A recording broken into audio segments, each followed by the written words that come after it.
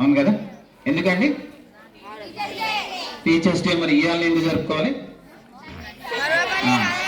ఈరోజు సర్వాపల్లి రాధాకృష్ణన్ ఒక్కరి భక్తుడనే కాదు, భారతదేశం లోపల పనిచేస్తున్నటువంటి ఉపాధ్యాయులు అందరి జన్మదినమే. సో ఈ వృత్తి లోపల నేనున్నందుకు చాలా సంతోషపడుతున్నాను.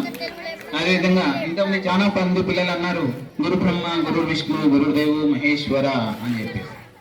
అదేవిధంగా హిందీ లోపల కూడా ఒక పోయం చిన్నది ఒకటి ఏంటండి, గురు గోవిందు దోహు కడే అని చెప్పేసి. అది ఎవరికన్నా వచ్చా అండి? అంటే అది మీకు అర్థం కాకపోయినా నేను దాని అర్థం చెప్తాను. గురువు గారు మరియు గోవింద్ గారు ఇద్దరు కనుక నీ ముందు నిలబడ్డట్లేదు ఉంటే నువ్వు ఎవరికి నమస్కరిస్తారో బాబు అని చెప్పన్నారు. ఎవరికి చేస్తారండి? ఎందుకు? ఆ గోవిందుడు ఇతని గోవిందుడు అని చెప్పింది గురువు గారు కాబట్టి మనకెవరు ముఖ్యం?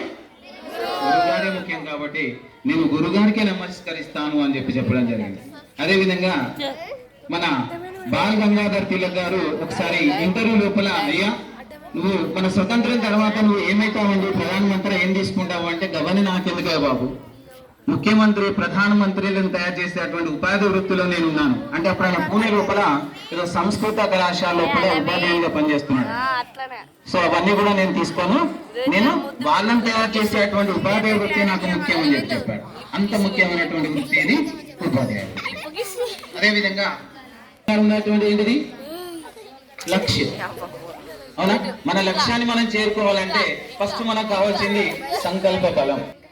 గుట్లు పెడుతూ ఉంటే ఆ సముద్రము ప్రవాహానికి, ఆ తరంగానికి వచ్చేసి ఆ గుడ్లను తీసుకొని పోతూ ఉన్నాడు.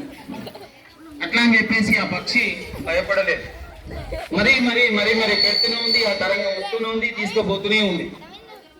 చివరికి ఏందయ్యా మరి ఇది ఎంతవరకు అని చెప్పేసి అని అంటే, పక్షులందరూ కూడా మిగతా తన సహచర పక్షులు ఉన్నాయి కదా, ఆ పక్షులన్నీ కూడా వచ్చేసి, బాబు ఎందుకు చేస్తున్నావు ఇవన్నీ, నువ్వు ఎంత పెట్టినా కూడా బాగుతలేవు కదా అంటే, నేను అస్సలే ఊరుకోను అని చెప్పేసి ఈ పక్షికి కోపం వచ్చేసి బయట నుంచి మట్టిని, ఇసుకని తీసుకొని పోయి సముద్రంలో కలిపేసి వస్తా ఉన్నాయి.